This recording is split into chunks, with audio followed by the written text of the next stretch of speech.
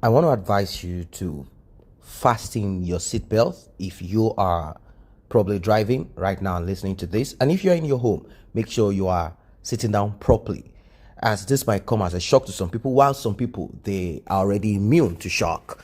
The House of Representatives on Tuesday raised alarm over lethal clauses, very, very lethal clauses, very dangerous clauses in Article 8, subsection 1 of the Commercial Loan Agreement signed between Nigeria and Export-Import Bank of China, which they said allegedly, because they might come to debunk the story, wills the sovereignty of Nigeria in the $400 million loan. I didn't say 400 billion.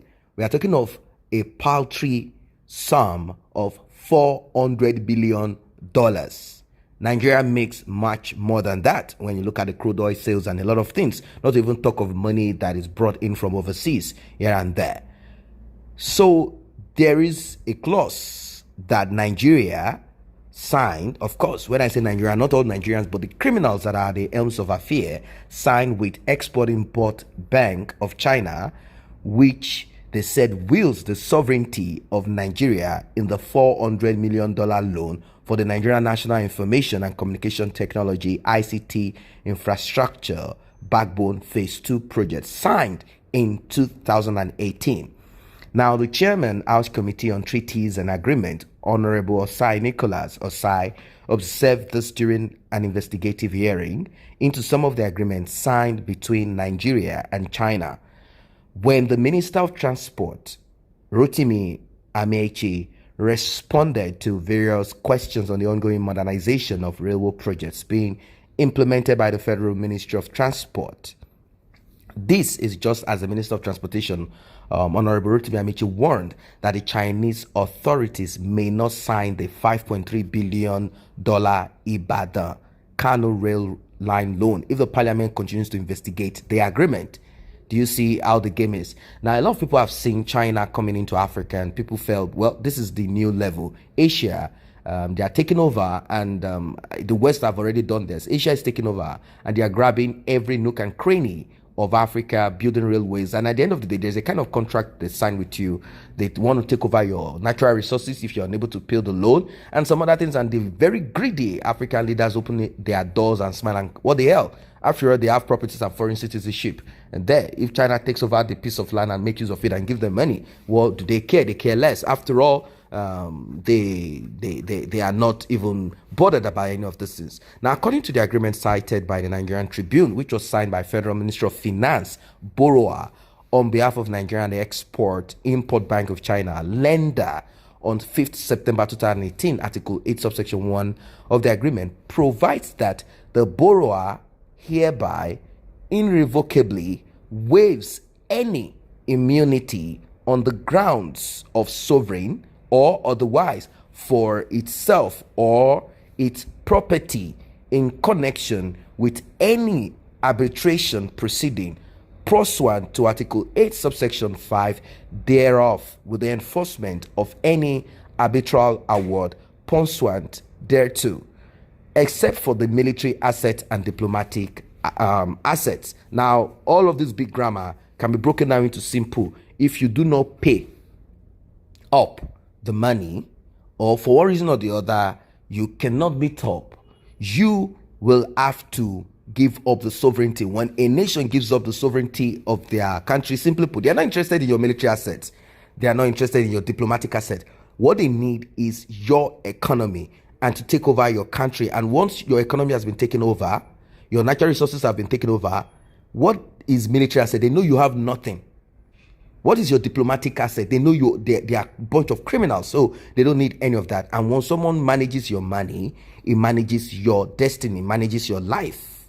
Now, as I said, I have also seen from the Ministry of Communications where Nigeria signed off some certain level of its sovereignty if part of the clauses is breached. So when the National Assembly reacts in this manner to question some level of agreement between being entered into by any ministry of this country with any other nation, we have every right to question that, because anything that is going to happen what happened to our generations unborn, whether we get it from China or not, is immaterial. The most important thing is that we must save and protect our people as regards agreement, because most of the agreements that have been signed, the National Assembly has no knowledge of them. Even the details embedded in those agreements are not forwarded to you when demanding counterpart funding.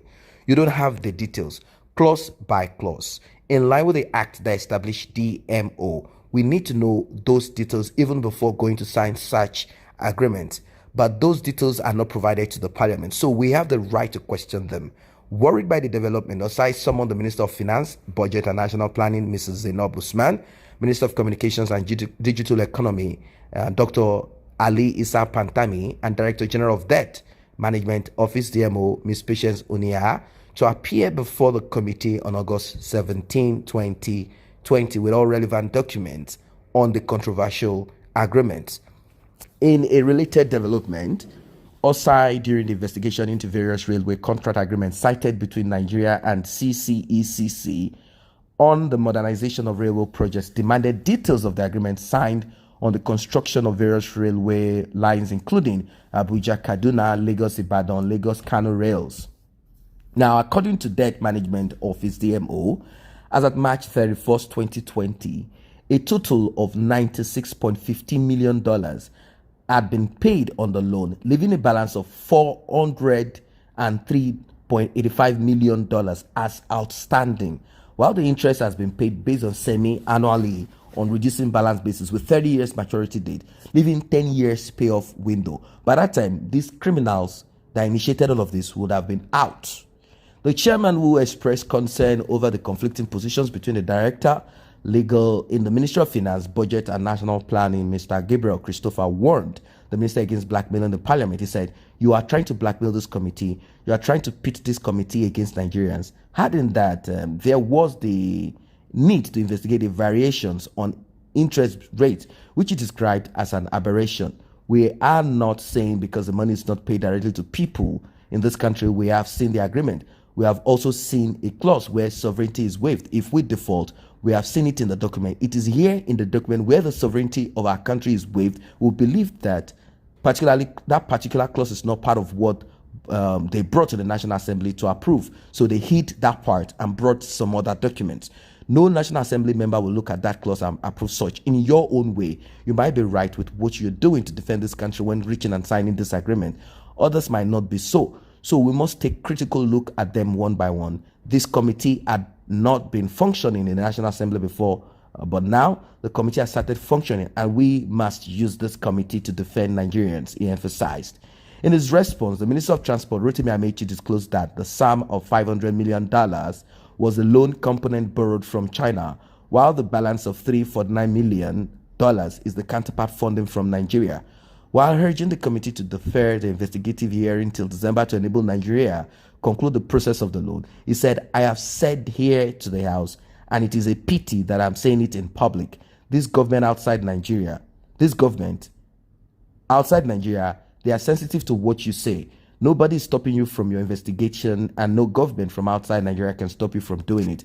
What we are saying is that Nigeria has applied for 3 loans already for Port Harcourt Maiduguri Eastern Rail Line. The Minister of Finance told me that she was stopped and told that the next borrowing plan will not be approved unless you get Port Harcourt Maiduguri. Port Harcourt Maiduguri goes through the southeast and the northeast. The only south-south towns is Port Harcourt. We are about to apply for a loan. They will not grant that loan. Then you summoned us back to the House to ask why we are constructing Lagos Kano. We are not constructing Port Harcourt Maiduguri. Can we be allowed to get this loan? Then you can summon us not to start what you're doing, and the whole process will then be stopped. He kept wet on. While reiterating his position on the need to step down the investigation, pending the conclusion of the process, the minister said, "My fear is that at the end of the day, some sections of this country will suffer if they stop giving us loans. 2 projects that will suffer. The first one is Lagos-Ibadan Rail Line. We have not finished disbursement. We are asking for a loan to commence work for Ibadan to Kano. The Chinese people say the government is not supporting the loans you people are taking. We are no longer giving you. That's the end of the project. I completely concede to you, Chairman, and to the House of your powers to investigate, to oversight the executive, but in oversighting the executive, there is what is called national interest. You don't understand the pressure I suffer when I travel down the east, and I'm being told that we are not doing any railway in the east. Again, the economy of this country can only be propelled by transportation. We don't mind this investigation, but can we please shift it to December or January, when we would have possibly taken these loans? Once we get these loans, Chairman, turn me upside down, I will answer you. There are rumblings up there in China, and there are loans we have asked for. If government is not in agreement with this, don't forget that there are all sorts of allegations against China here and there. We can stop. And the moment is to be stopped, the following things will happen.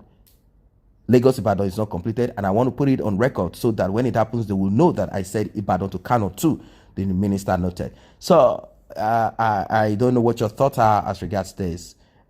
It's a terrible one. He wants to collect loan. He wants the loan to pass first. Then after that, they can investigate it, even though they found out some discrepancies at the beginning. This is terrible. This is a new form of neo-colonization by China. I don't know why railway and other things cannot be worked upon. These people need to be taken to a medical hospital, a psychiatric hospital. They are not normal.